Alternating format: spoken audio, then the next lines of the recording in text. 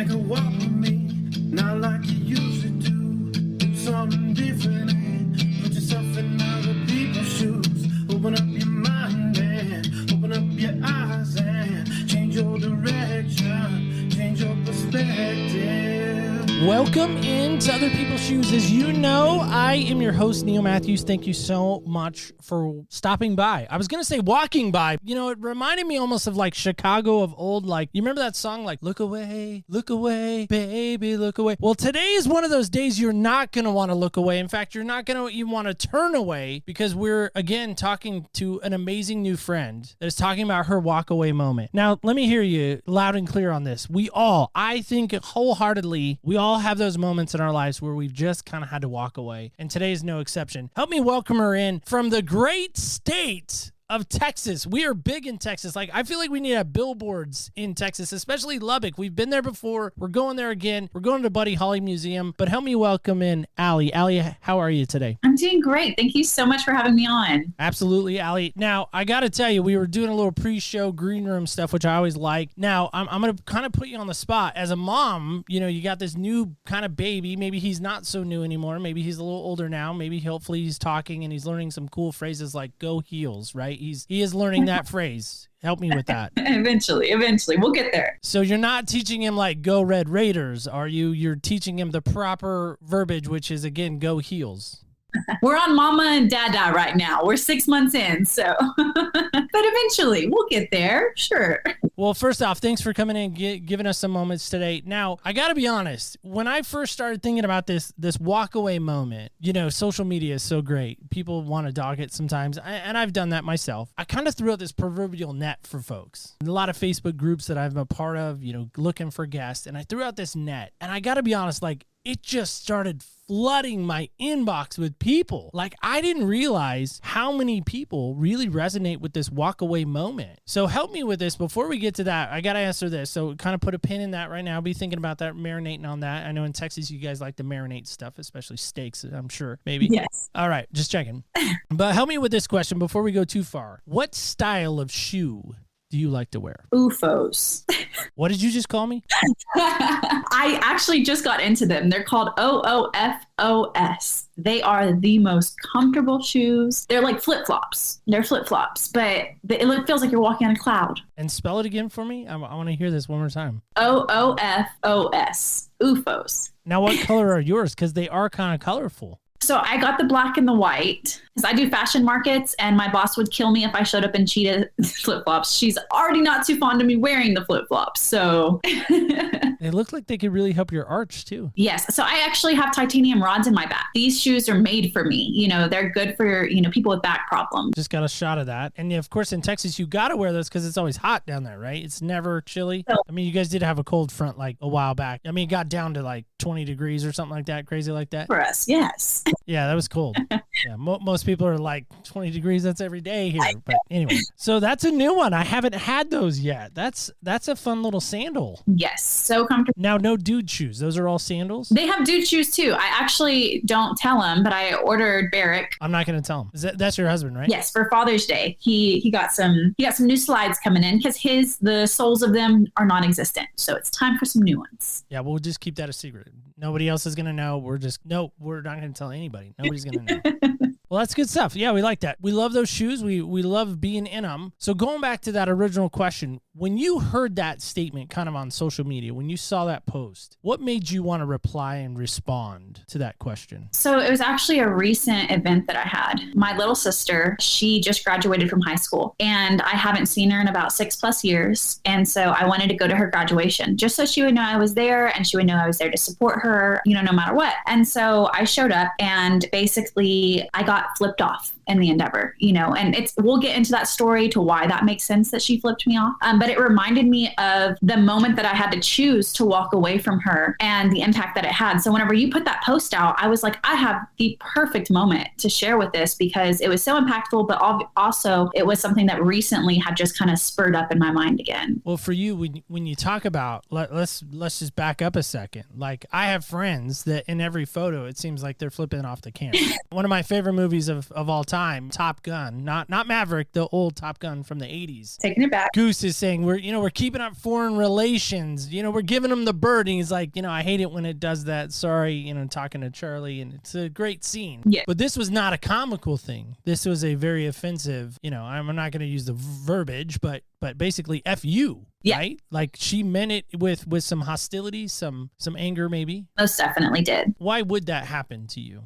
I mean, you seem like a nice person. Like, I don't understand why she would do that. So that takes us back to the whole story, the walk away moment that I had to have. A little brief overview of it is just that she did that because she's living with a family right now. Just as like a background, we were all three, me, my brother, and my little sister. I'm the oldest. We were adopted by my great aunt and great uncle. Once I had to take my walk away moment and, go through all of that, that was one of the things that I knew would happen. The reason that moment, her flipping me off, was so impactful was because I had never witnessed it firsthand, right? I knew that it was a possibility that she was going to get brainwashed. I knew it was a possibility that she was going to hate me forever. But then there in that moment, standing there, so proud of her, not seeing her for years, how beautiful of a woman she's become, that was her response. And it hit me straight in the face, that the reality of it. You talk about living with your great aunt and your uncle. What leads you guys into that situation? The natural question is like, why weren't you with mom and dad? Why weren't you in their life? So we'll take it back to the very beginning. I was born in Duncan, Oklahoma, small little dirt town, lots of tornadoes. I was adopted at a very early age by my Nana. Then my siblings came along. She ended up passing away whenever I was 7 years old. When she passed away, my parents were very, very neglectful. My mom was on drugs really bad, and dad was in and out of prison. And so we were basically left out to dry. I ended up having to take care of my siblings on my own most of the time. If there was an adult present, it was for brief moments for them to come grab some clothes and then leave with their friends. Imagine a 7-year-old feeding, changing, providing for a little 3-year-old and then less than a 1-year-old. I had to grow up really fast. And so while I called them my siblings, they were more than that. These were my children. And I developed a deep relationship with that. And one day I was at school and I guess I had left the door unlocked. And so my little brother, being as rambunctious as he is, wanted to go out and ride his bike in the street. So he went, and I guess all I remember is coming home from school that day, and there were literally cops all in our front yard. I mean, there was just adults everywhere, people talking, and I just threw my bike down that I was riding home from school and just took off running, thinking something had happened to them. And when I got in, they weren't there. And so of course I'm freaking out, like, where are they? Where are they? Nobody's answering any questions. And they're just saying, to pack a bag. So finally they answer,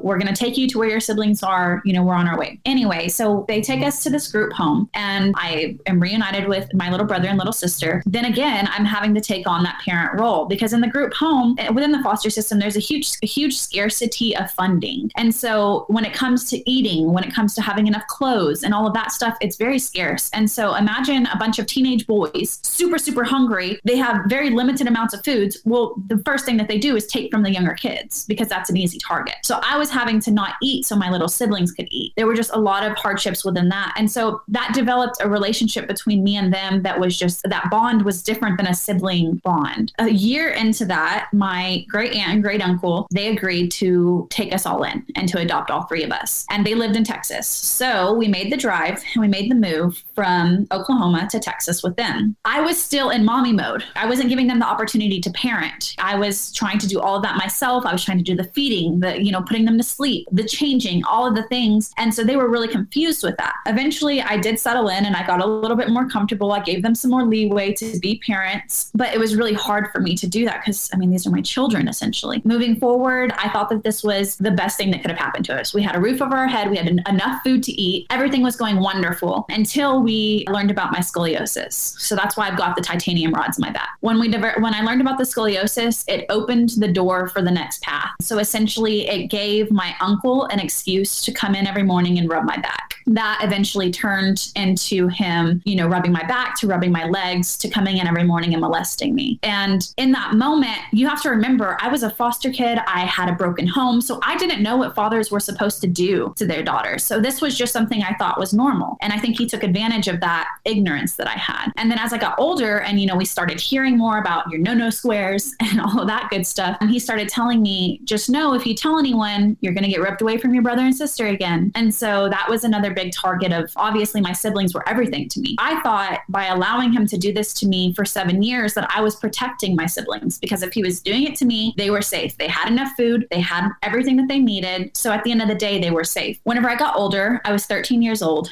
and I kind of came to the conclusion, like, eventually I'm going to graduate. I'm going to move on. I'm going to start a whole new life on my own. And my little sister is still going to be in that house. So I had to come to the conclusion and, make that tough decision of, it's time to come out about this. The only way to protect her, essentially put him into prison. And so I made that decision. I made that leap of faith. When I did, he actually completely admitted everything. I first started with telling my aunt. And when she confronted him about it, first he denied it. And then I came in and was like, listen, it's time, this has been going on long enough. And he ended up admitting to it, begging for her to call the cops, just turn him in. But she wanted to fix the situation as a family. Event number one, red flag number one, was that she didn't want to call the cops. And moving forward, I did end up getting removed from that home and kind of putting back into the foster care. Now, once I did come out and I took this to a detective and we got this going in court, I was put in a situation. And that kind of comes into the whole walk away concept. Is I was 13 years old. The court pulled me back into the courtroom and basically asked me, they said, we have a case against your aunt, so we could also press charges against her. But then the kids, your siblings, are going to go into the foster system with you. So they gave me the choice to decide, do you want them to stay with their aunt, who they think is their mom because they don't know that they're adopted because they were so young, or do you want them to go into the system with you? Now,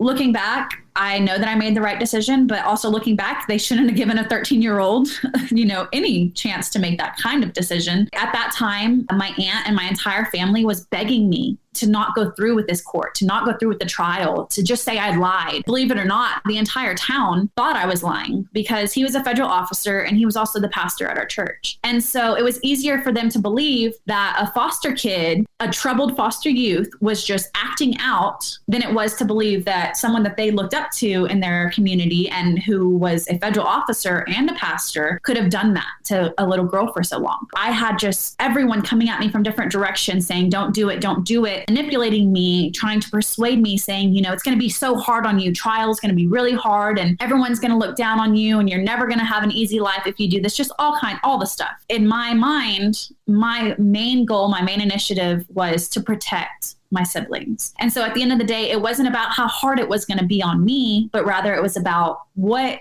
possible outcome would be the best for them. And so going back to that decision that was made, I knew because everyone didn't want me to come out, then they would essentially be brainwashed. They would be told that I'm the reason that their dad's in jail. They wouldn't be given the truth. Whereas if I brought them into the foster system with me, nobody takes in 3 kids at once. It's unheard of. Especially I was a 14-year-old coming out about sexual abuse. Most people don't want to take that on into their home. The trouble that spurs, the mental health, all the issues that come with it, people just see that as a drain of their family. So I knew we wouldn't be placed together. Really, a 75-25% chance that they'd get put with the good home, and the good home being 25%. And so I had to make that hard decision of, do I leave them with, what they believe to be as their mom, who was a great provider. She was a nurse. She never, I'm not saying she was a horrible woman. She took care of us. She cared for us. She was just unaware of what was going on. And then I think was just living in her own world where she couldn't believe what was happening either. And so I had to make that decision to allow them to stay with her, knowing that they were going to be brainwashed to hate me. Essentially, I had to walk away from my siblings. That decision at the age of 13 was one of the hardest things that I've ever, to this day, had to make. Walking away from them, allowing them to have a better life, knowing that they'd be more stable where they are, even if they would to hate me, because their stability, their mental health, their capability to succeed in life just goes up. Being in the foster system, it can bring on so many more traumas. And so making that decision was really tough. But in the end, walking away from them was the best decision. I had to walk away in order to ensure their success. like I said, looking back, they should never have given me that decision to make at 13. It was definitely for the best. I'm still feeling that repercussions. I've missed my siblings grow up. I've missed her turn into a young adult. I've missed my younger brother develop into a young man, all because they were brainwashed to believe that I put their dad in jail because I lied about something that I didn't lie about. I had to make that decision to walk away. Like I said, it was the best decision I could have made, but it definitely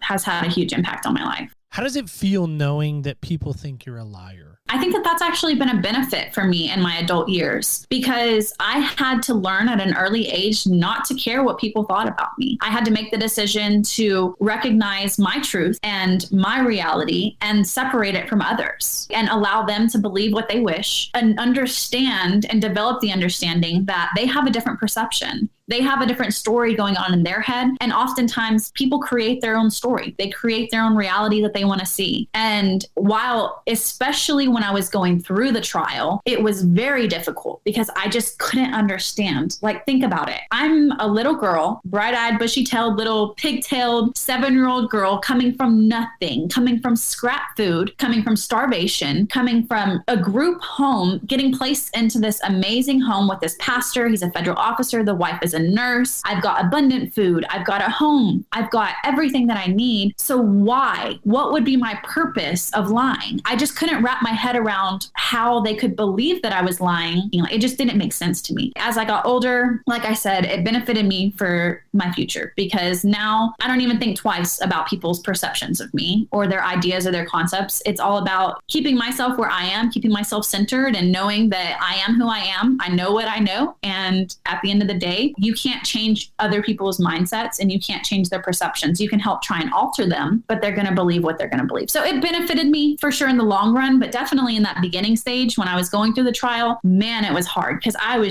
it was astonishing how many people turned against me. I mean, my own family, it was really difficult. I'm not going to lie. And it had a huge impact on my life to this day. I don't talk to most of my family. Now, I'm not saying every single member of my family didn't believe me. There are that group that still talk to me and that did believe me. But just to know that the overwhelming majority would rather paint a picture, even though during the trial, he actually pled guilty and they still didn't believe me, that he pled guilty. And during the trial, my aunt got up there and she had to read her testimony that she gave to CPS, which stated that he fell to his knees and admitted it to her. So she had to read that out loud, reiterate it in her brain, but still somehow come up with this idea and this perception or this reality that she created that what she said herself wasn't true. All my family that was in the courtroom also just were able to bypass that. The human brain is very interesting. Allie, it is. It absolutely is very interesting. Thank you for having the bravery. Thank you for having the willingness to share this virtually with a total stranger. So I want to acknowledge that. You know, we don't know each other from Adam. For me, when I hear your story, it rings eerily similar to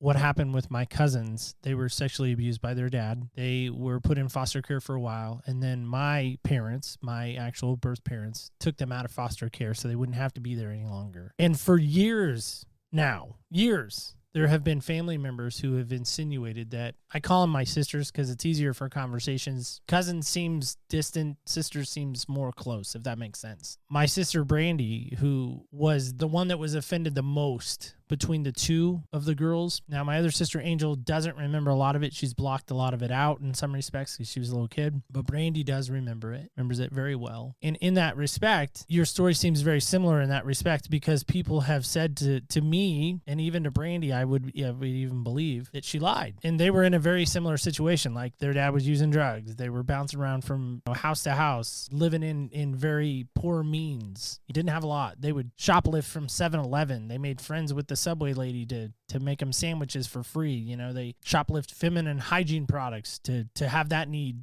taken care of. And now she's a pastor's wife, by the way. So kind of has helped out, because I wonder what it would felt like for her and even for you, feeling like so many people think you're a liar. So I just want to acknowledge that, because I think so many times we don't want to believe someone. We want to immediately think, especially when it's somebody that is elevated, such as sounds like your uncle, we don't want to believe them. There's now legislation. There's people fighting over this guy in Michigan State who, abused a whole bunch of gymnasts. And had we believed them, more abuse wouldn't have gone on. Now, I know you're not a gymnast, as far as I know. I think there's such a damage and a danger when someone doesn't believe someone in your spot. Most definitely. So I'm going to ask you this, and I hope we have some liberty, a little bit of liberty here. How has that affected you as a mom? I mean, we talked about your little guy in the green room, wearing Carolina blue, which we love. Yes. So keep that going. But how has that affected you as a mom? How has that affected how you're raising him and how you're going to raise him, knowing in light of everything that's gone on with you? That's one of the bigger questions that I toil with myself every single day, especially once I got pregnant. I almost can say that I was fearful to get pregnant my entire life,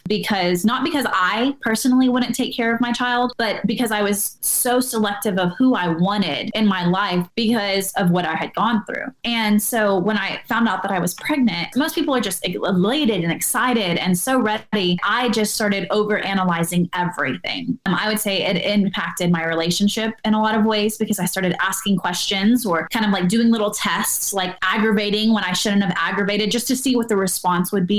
That way I would know for future references. Or it created a world of problems that shouldn't have been there, but also a world of fears. And it was really interesting because I say I have a therapist. I think everyone should have a therapist. It's so beneficial, 100% beneficial. And she's my best friend. When I learned I got pregnant, I immediately scheduled ASAP appointment with my therapist, and we got right in, and she warned me. First off, she said, every single trauma you've had is about to come back and bite you in the butt. You're gonna start rethinking about everything. Everything's gonna resurface. And I was like, no, it won't. I've overcome all of that. I've gotten past that. Of course, the therapists, they just tend to know a lot more than we do. And there it came. It all flooded back. And it was so insane to have those feelings and those emotions once again. That fear of not only, because you have to remember, whenever you're abused, when you're sexually abused, it's not just the sexual abuse that is traumatic. It's the fact of abandonment. It's the fact of rejection. It's the fact of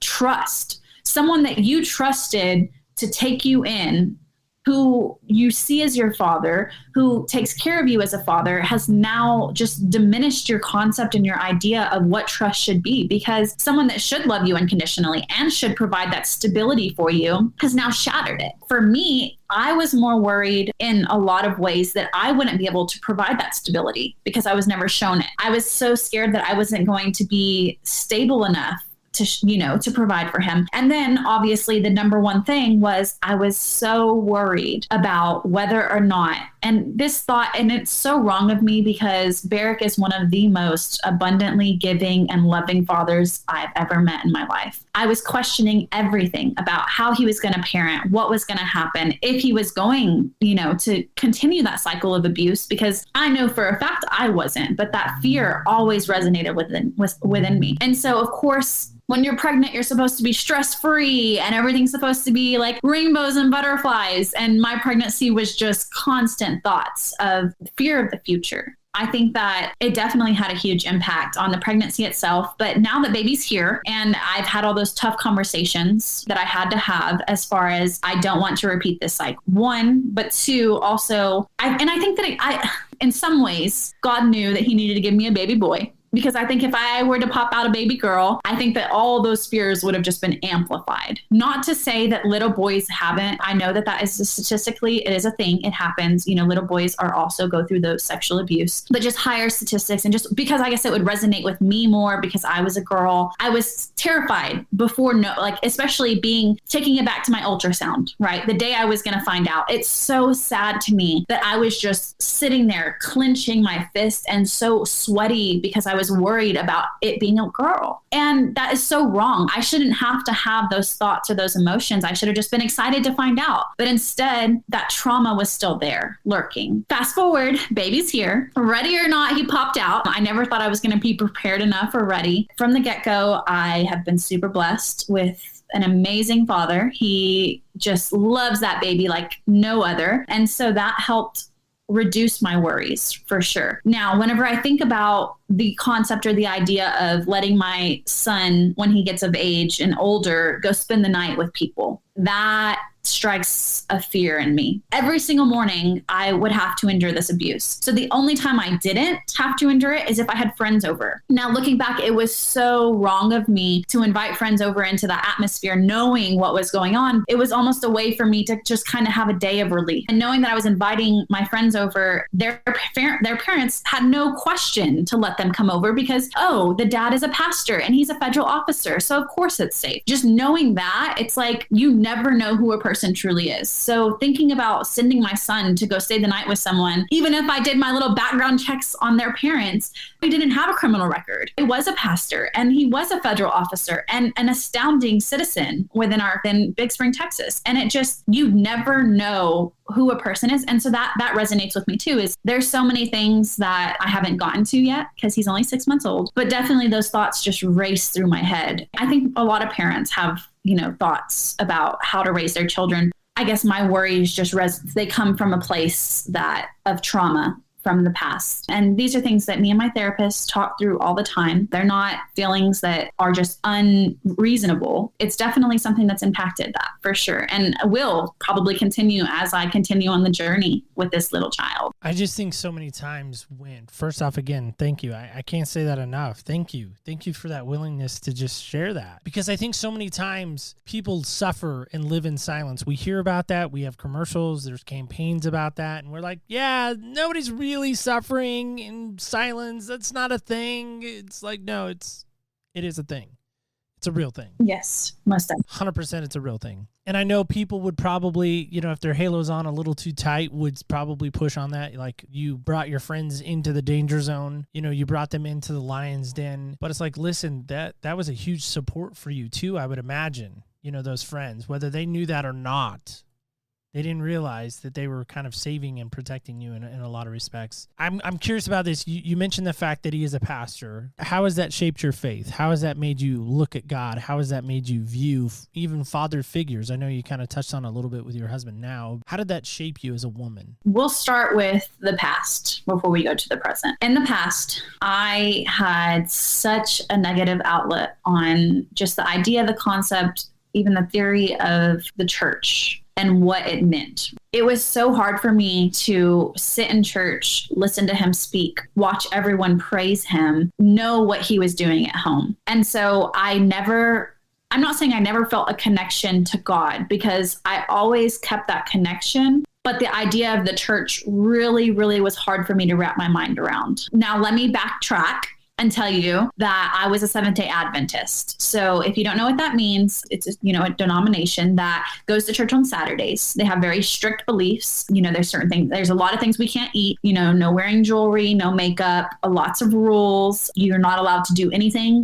from Friday sunset to Sunday sunset, because that's the Sabbath day. You have to keep it holy. And when I say you're not allowed to do anything, like no work at all, like no dishes, nothing, like you're praising God all day long, which I'm not saying that that's a bad thing. I'm just saying that their rules and regulations were pretty strict. And so looking back, it was interesting to know that whenever you think about the Seventh-day Adventist Church and my abuser as a person, there was a lot of correlations, because the Seventh-day Adventist Church, they had a lot of control over their congregation with what they did, what they ate, how they, just all of those things. And so when you looked at my abuser, he also loved that control. He had control over me. He had control over the family. And he still had obviously control over my aunt, because even after he told her what he did, she still followed in his footsteps wherever he went. And so seeing all of that, you just look back and you think, if this is what going to church gets me, how do I move forward from here? Where do I go from here? After everything was kind of settled and I was out of that house and I was in the system and I was moving from home to home, I had the opportunity to no longer obviously be forced to go to the Seventh-day Adventist Church. So I kind of was able to explore my own reality and kind of figure out what I wanted. In the beginning, it was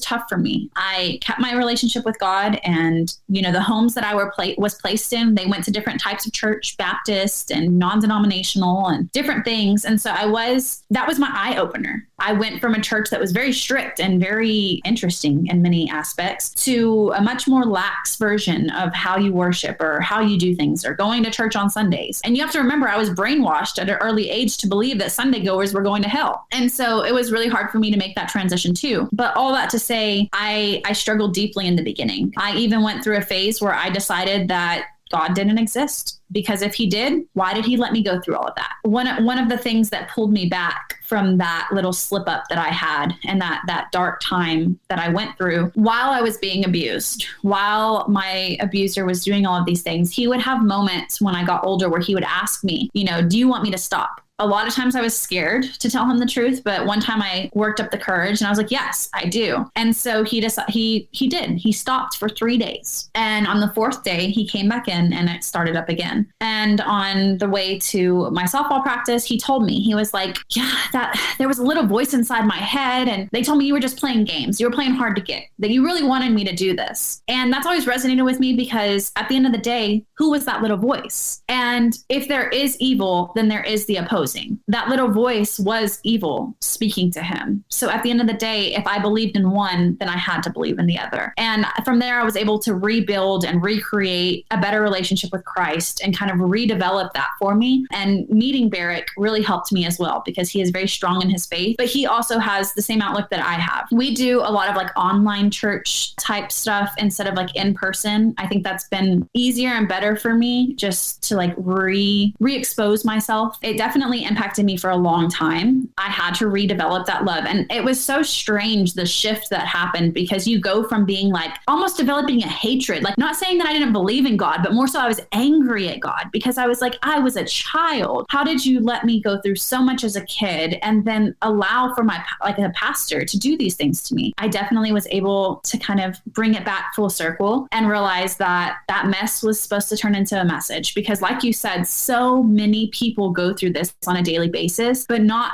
many, most of them are scared to come out about their current situation because typically abusers are very, very, very deceiving. They're good with their words. They know how to manipulate you. And so they make you feel like you can't come out. And so I feel like it's my job to stand up, portray my story so that way the world knows this stuff is happening. It is real. It is prevalent in our society and something, needs to be done, especially with the criminal justice system. I'm not even going to get into that. He only got 5 years and got out in 3. And then they literally allowed him to move back into the home that my little sister, who was underage, lived in. A whole different story. If I don't stand up, if I don't speak out, if I don't tell my story, then the darkness shines. It can't be brought to light unless someone actively chooses to do so. And so that's why I'm so open and I'm very willing to share my story because at the end of the day, God gave me a voice. He's turning that mess into a message, but I still have to make the decision to do that. And so now I've come full circle.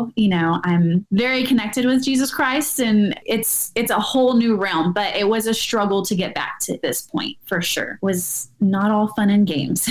I had to go back and look because I wasn't sure exactly. 200 episodes, you kind of lose some people every now and then, right? Most definitely. There's been a few, but there's one lady that comes to my mind from a past episode we had. Her name is Sandy Kirkin, and she wrote this amazing book called Pray Upon Me. And it's not like the pray you would think of, the Prayer, pray, yeah. Pray, that kind of pray. I think I said prayer there, but anyway, you're attacking something, like that's your prey, like a lion to a gazelle or like a cheetah to a gazelle. She was sexually abused by her youth pastor, and then he became her pastor. Mm. And the abuse went on for like 7 years. It's insane. So insane. And she did end up confronting him. Spoiler alert, if you haven't read her book yet. Spoiler alert, she does confront the guy. For me, again, when I think about these ladies, these young girls, innocent, these ladies that didn't know anything, that were robbed, their sexuality was robbed from them, shoplifted, stolen, taken away. To me, it's disgusting. On your way to softball practice, when you're trying to think about, okay, am I hitting the curveball today? Am I going to field this pop fly okay? Am I going to, is Sally going to sit next to me on the bench today? Whatever it may be, as a young adolescent getting in that softball mindset. And then he's like, well, the voices are telling me I need to keep doing this, because it's like, what? Yes. I'm sorry. That's just sick. 100% agreed. Ugh. So you mentioned kind of getting back into church. I'll say tiptoeing in. Maybe that's an accurate description. Okay. Not putting words in your mouth, but I feel like that's what you're saying when I hear you. Kind of tiptoeing back in. And I get it. listen, you don't want to cannonball in because there's some fear there. I get Yes. it. But I got to ask this. I think I would be remiss if I didn't. Can you forgive him? And have you? I think that's a great question. And I think that that question alone is something I get asked so often, because when I tell my story, I get people riled up. You know, they hate him. They get so angry and they're like, I need to do something, you know, they're just so confused about how to feel. And it's so, I guess, interesting for me because we have to take it back to prior to him. I went through a lot prior to him, and I had to learn to forgive my parents for neglecting us. I had to forgive my parents for putting us in those situations. So it's not like it wasn't a new scenario to learn to forgive someone for something that's so traumatic. When I answer this question, it's so hard for people to understand because it was almost like a subconscious decision. There was no contemplation in my mind of, I hate this man, all this stuff, because the worries that I had were never about me. They were about my siblings. They were about protecting them and making sure that he didn't touch them. I never carried a deep hate for him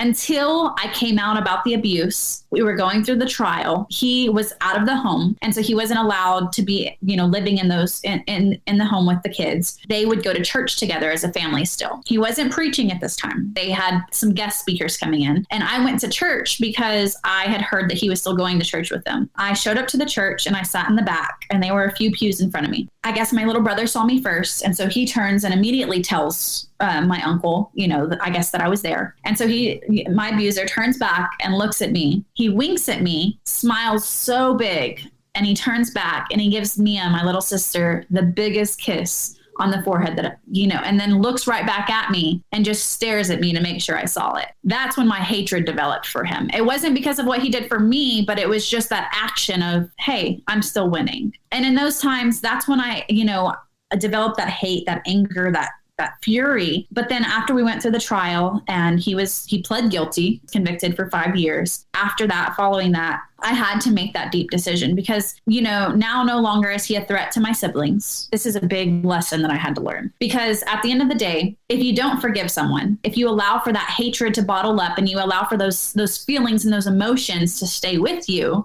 then your abuser is still winning.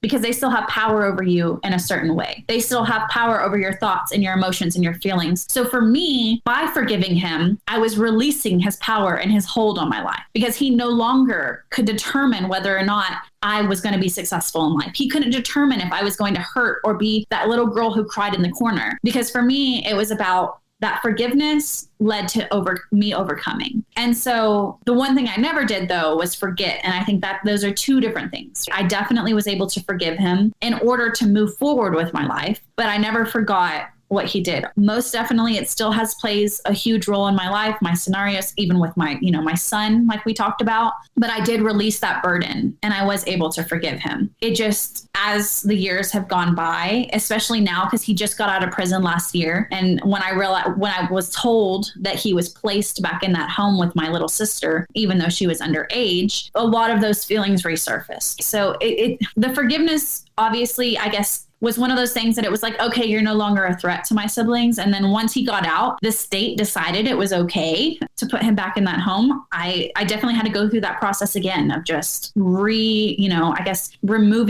those feelings and emotions again, going through the whole process of forgiving again. And maybe I can circle back to the forget part. I think I always forgave him, but maybe, I just was remembering all of those emotions. And so I was finally able to not necessarily forget what he did, but accept that I couldn't change my current, the situation that was happening. And so I had to just continue to move forward, even though it's so difficult and it's not the easiest thing. But those are the things we talk through with the therapist, and she helps you.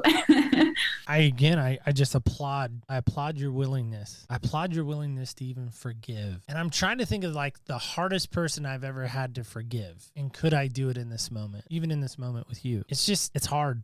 Life's hard. Yes. But I want to go back to something you said earlier that kind of still is rattling around in the old head up here. Is you at one point made a statement, and I'm going to maybe mess it up, so you might need to help me.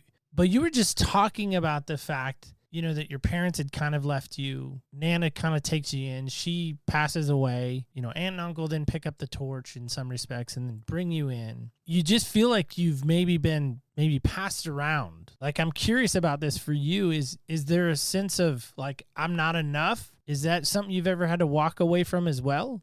Most definitely. How so? So, especially, I mean, I can give you several examples, but I'll pinpoint the major one. In life, I think that I call it being forgotten. That's one of the biggest advocacies I have. I'm trying to start up a nonprofit called The Forgotten Youth, because I feel like a lot of foster kids, that's just how you feel, is just being forgotten and left out to dry. At the end of the day, the biggest example I have and how it impacted my life was when I was placed with the Brormans, which is still my current family to this day. They were a temporary placement, and I was not planning on ever being adopted. I wanted to age out because I didn't at that point believe that I deserve a family, or that I guess that family just wasn't for me at that point, that I had just decided. So many of them had thrown me away, rejected me, abandoned me in many aspects. So it was like, family's just not it. But I got placed with them. It was actually pretty close after my back surgery. And so I was still healing from that. So it was not very easy to deal with. Also, they developed just this love for me. And they were one of the only homes in my town that would take in a 14-year-old sexually abused who went through that case, I was still going through a trial, knowing that there was a risk of, if I was lying, like everyone says, then now they were at risk of her husband possibly going through that. Just so many things, all the things. And I knew that going in. And so that's why I didn't want to develop that connection. I didn't even want to establish a relationship or create a foundation to build on. And I think that's because I was tossed around so many times that there was just, to me, it was pointless. As I stayed with them longer, bless their hearts, they went through it with me for sure. And not that I was not a bad child. I wasn't a crazy hood rat or anything like that. I was just more so guarded. I was so guarded, and all they wanted to do was give me love and show me that stability and show me compassion and show me what unconditional love looked like. And so a lot of the times when they would do certain things for me, I would be like, okay, so what are you trying to get out of this? So what's in it for you? Because of being thrown around and abandoned and stuff like that I couldn't think someone would actually want to help me or do things for me just out of the kindness of their heart. And so that caused a bunch of stir-up and lots of arguments and lots of yelling matches, because my mother is just as,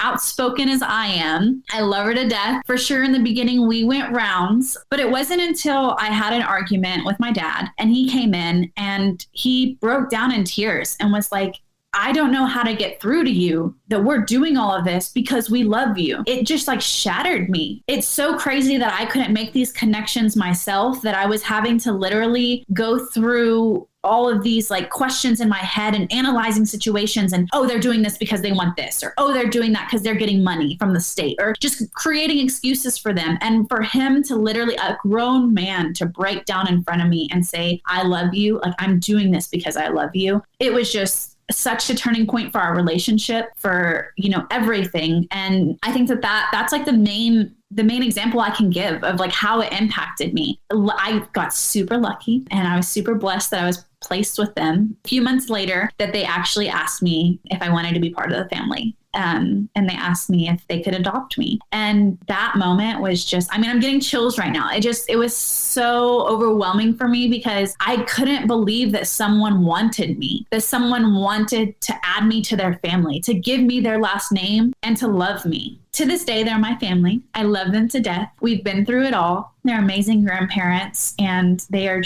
they have 8 kids, and 12 dogs, might I add. And so they just have lots of love to give. I was very blessed in that aspect, but I didn't make it easy for them. And that was all because I was shattered at such a young age and passed around, that I just didn't know what it felt like to be loved. I typically make people cry, I've been told. It's rare that somebody makes me cry before they cry, though.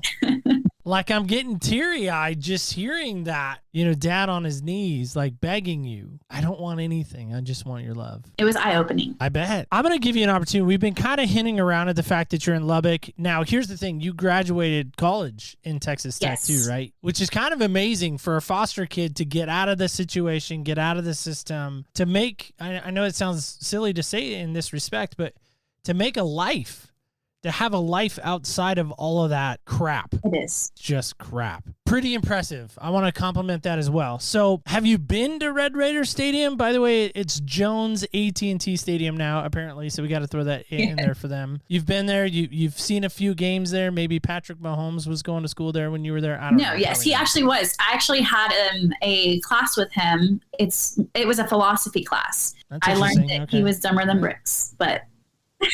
Nice. Awesome. Well, he's a millionaire now, so I guess, money takes care of a lot of things. But they have that big T, right? It's like a double T because it's Texas and Tech. It's like a TT in some respects, and it's red, or maybe it's black sometimes. I don't know. Red. All red. Okay. So 50-yard line. Do you know how many people fit into your stadium? Do you know? Do you know this? I actually without don't. Googling? Okay. Well, I'll help you because I Googled it because I had to make sure I was right on my facts. So 60,454 people. That's a lot of Red Raider fans, by the way. A lot of your tuition money went to this stadium, just also so you know. It didn't go to anything else but this stadium. Yes. So I put you on that Texas Tech logo, that TT. And we got people from all walks of life that have walked through the foster system. Kids, survivors, we'll call them. And I give you a microphone, and I put it in your hand, and we drop the lights, and we put a spotlight on you, Allie. And I say, Allie, what are you saying to these young people? Or maybe they're adults now. What do you say to them in this moment that have survived the foster care system? Or maybe even are going through it right now. What do you say to them? Your story does not end here. You create the reality. You create your own future. At the end of the day, what you went through, it's given you skill sets, it's given you coping mechanisms, and you've overcome things that most people don't go through in their entire lives. You are a powerful group of people. The things that you possess, people gain that wisdom late in their lifetime. You're ahead of the game. So don't ever let anyone tell you that you're behind. I know that oftentimes foster youth are seen in this negative light. When you think about a foster kid, it's, oh, poor kid. But that's not it at all. Because what you do from here is all that matters. It's not about what you went through. It's not all the trauma that you faced, but it's how you overcame that trauma. You are still here today, and the steps that you take forward are your decision. Make them count, because at the end of the day, I promise you, you put that first step forward, and the world will be amazed at what you can do. At the end of the day, it's all a choice. Whether you let that trauma consume you or you allow yourself to forgive, to move forward, and to succeed. Because in the end, you create your own reality. It's not created by your past. You're not defined by it. You are so powerful.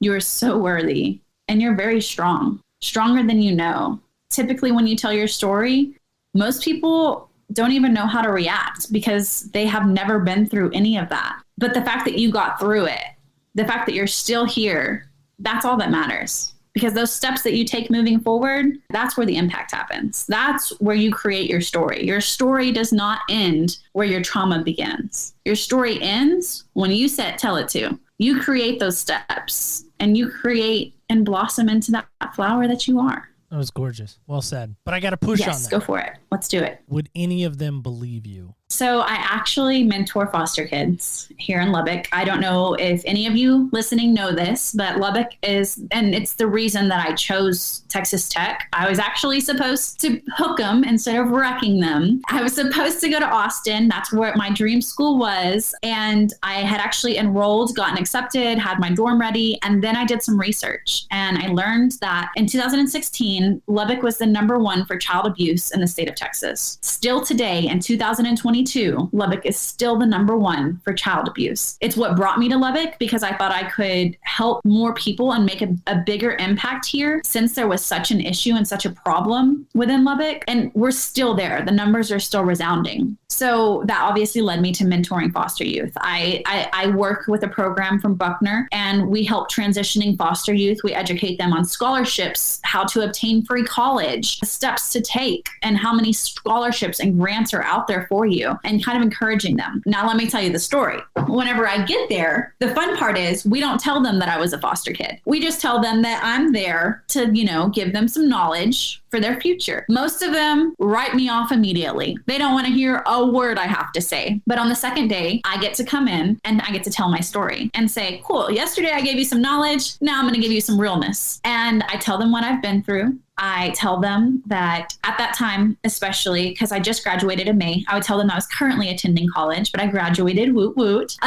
Once I told them my story, it was a shift change. It was, oh, can you backtrack and tell me how to get into college again? How did you do this? If you're doing it, then I can do it, right? Like it was a whole shift change. And so I think that question is more so about not will they believe you, but can they relate to you? Once they saw that I walked in their shoes, they opened their eyes and they opened their ears and they opened their hearts to let me in. And so I think it's just so it's more powerful for them, because I think that so many times that the people that they interact with have never gone through anything that they've experienced. And so of course for them, it's like, you don't know what I'm feeling. And they write them off immediately. So when someone comes in, gets in their face and says, no, I've been through what you've been through. I got through it. And now I'm overcoming it. And you can too. It's a whole different reality for them. Again, when people realize that you've actually been in those shoes, you've been down that road, I think it changes the dynamic of the room for sure. So Allie, how can folks get in touch with you if somebody is a foster carer, maybe in the system or maybe came out of the system, maybe he's walked through some sexual abuse, some neglect? What's the best way someone can connect with you? Social media is the easiest. My tag name on Facebook is just my real name, Aliscia Jacklyn Rohrman. All of my Instagram is going to be TFY Apparel. That's the apparel line that helps. Basically, I'm transitioning it to be the nonprofit, The Forgotten Youth, right? But that's just the apparel line version of it. I'm raising funds, the TFY Apparel, to open up that nonprofit organization. So everything's kind of based around that right now. So here we go. Senseless. It's just kind of a silly way we like to end the show. Senseless humor in some respects. Love it. Well, we kind of play on our senses a little bit because, you know, we've been in your shoes. We're playing on that a little bit. So we play this game in the show called Senseless. So apparently the Red Raider Cup got lost in the mail or maybe never got sent. I tried to order like 6 times. And apparently I kept getting like back ordered. I really don't know. So are we okay using like this amazing North Carolina Cup in the meantime? We'll let it slide. All right. You're going to let it slide. All right. So here we go. All right. So 6 questions. 5 are about senses that involve senses. And then 6 is the wild card. So Number 5 is this. You got it. There it is. There's proof. It's backwards, but there you go. All right. So here we go. Fun question is this is senseless for number 5. What is something you taste that you always seem to get a reaction to? What is something you taste that you always seem to get a reaction to?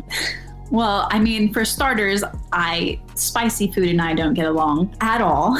And I'm a Latina. So that's really an interesting moment for me.